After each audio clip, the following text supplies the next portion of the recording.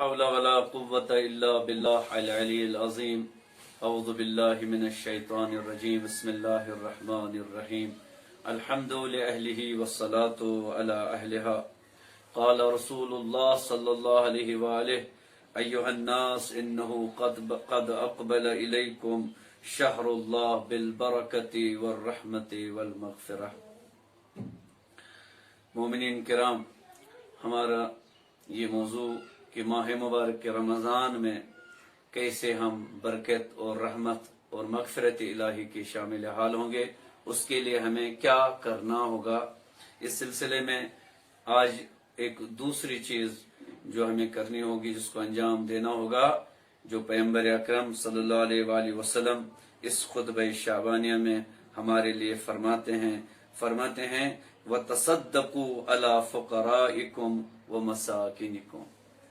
اس ماہ مبارک رمضان میں جس چیز کی ہمیں جو ہے مشق کرنی ہے، پریکٹس کرنی ہے، جس چیز کو ہمیں سیکھنا ہے ماہ مبارک رمضان میں، اور اگر ہم نے وہ کام انجام دیا تو رحمت الہی ہم پر نازل ہوگی، برکت ہم پر نازل ہوگی اور مغفرت ہم پر نازل ہوگی. چونکہ ماہ مبارک رمضان تربیت کا مہینہ ہے، اس میں ہمیں وہ اخلاقی وہ اچھے کام سیکھنے ہیں جو پورے سال ہمیں انجام دینے ہیں.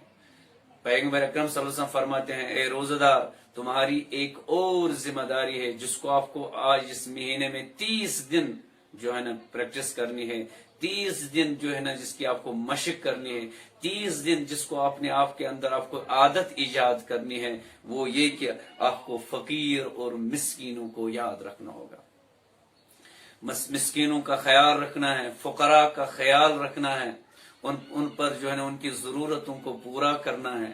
ماہ مبارک رمضان کے اندر آپ کو نہ کہ فقط ماہ مبارک رمضان کے اندر، چونکہ ماہ مبارک رمضان اس میں ہمیں تربیت دے رہے ہیں، پروردگار عالم تربیت دے رہا ہے، لہذا ماہ مبارک رمضان کے اندر ہمیں یہ سیکھنا ہے کہ ہمیں اطراف میں، ہمسائیگی میں، اپنے علاقے میں، اپنے رشتہ داروں میں، اپنے پڑوسیوں میں یہ دیکھنا ہوگا کہ جب میں کھانا کھاتا ہوں تو میرے پڑوس میں، میرے رشتہ داروں میں کوئی بھوکا نہ رہے، کوئی فقیر اور کوئی محتاج رزق کے لیے نہ تڑپیں، کسی کے بچے بھوکے نہ ہوں، کسی کے بچوں کو افطار نہ ہوں. جب آپ افطار کرتے ہوں گے، پورے دن جو ہے نا آپ نے روزہ رکھا ہے، بھوکے ہیں، بھوک کی وجہ سے آپ کو جو ہے نا درد کا احساس ہوتا ہے، تو جب یہ بھوک آپ پر طاری ہوگی تو اس وقت آپ کو ان فقیر اور محتاجوں کی اس بھوک کو یاد کرنا ہوگا، اس بھوکا پن کو یاد کرنا ہوگا، اور ان کی جو ہے نا ضرورتوں کو یاد کرنا ہوگا.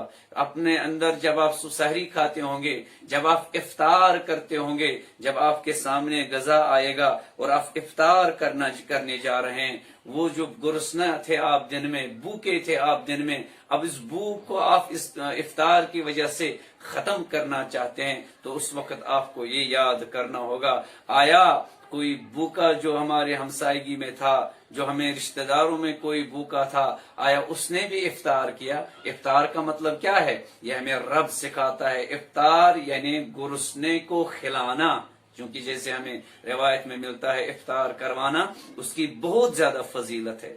جب یہ افطار کرنے سے ہمیں پروردگار عالم کیا سکھانا چاہتا ہے؟ اس سے پروردگار عالم اس افطار کی وجہ سے یہ سکھانا چاہتا ہے، افطار جب دینا آپ کو بہت زیادہ فضیلت ہے. افطار معنی بھوکے کو کھلانا. آیا ماہ مبارک رمضان کے بعد آپ کسی بھوکے کو افطار کرواتے ہیں، کسی بھوکے کو کھلاتے ہیں؟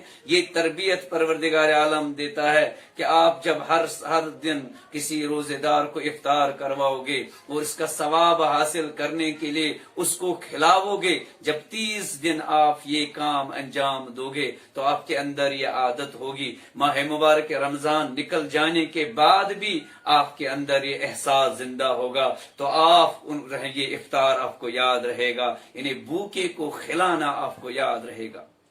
माह मुबारक रमजान में शाम को इफ्तार होती है, लेकिन माह मुबारक रमजान के बाद दोपहर का खाना जब आप सामने लाते हैं, अगर किसी भूखे को दोपहर का खाना नहीं है, उसको खिलाना इफ्तार है। अगर किसी को शाम का खाना नहीं है, उसको खिलाना इफ्तार है। इफ्तार का माना यह है भूखे को खिलाना। ये भूखे को खिलाना ये आपके अंदर आदत ईजाद होनी चाहिए। परवरदिगार आलम इस माह मुबारक रमजान में यही आपको सिखाता है, दूसरों का ख्याल रखना आपको सिखाता है, भूखों का ख्याल रखना आपको सिखाता है, फकीर और मोहताज इंसानों का ख्याल रखना आपको सिखाता है। जब आप खाते हो तो ये देखो मेरे हमसायगी में सब खाते हैं, मेरे रिश्तेदारों में सब खाते हैं। माह मुबारक रमजान ये भी हमें सिखाता है। लिहाजा जब हम ये काम अंजाम दें, हम फकीर और मोहताज इंसानों का ख्याल रखें, तो बरकत इलाही हम पर नाजिल होगी, रहमत इलाही हम पर नाजिल होगी और मगफिरत इलाही हम पर नाजिल होगी। लिहाजा परवरदिगार आलम से दुआ करते हैं कि हमें तौफीक दे इस इफ्तार के वक्त इफ्तार करना, जो हमें दूसरों को भूखों को खिलाना हमें सिखा दे। हमारे अंदर ये आदत ईजाद करें, कुर्बतन इल्लल्लाह, खालिसाना लिल्लाह, भूखों को खिलाना हमारे लिए जो है हमें नसीब करें और हमारे अंदर ये इखलाक हसना ईजाद हो जाए। वस्सलामु अलैकुम व रहमतुल्लाहि व बरकातहू।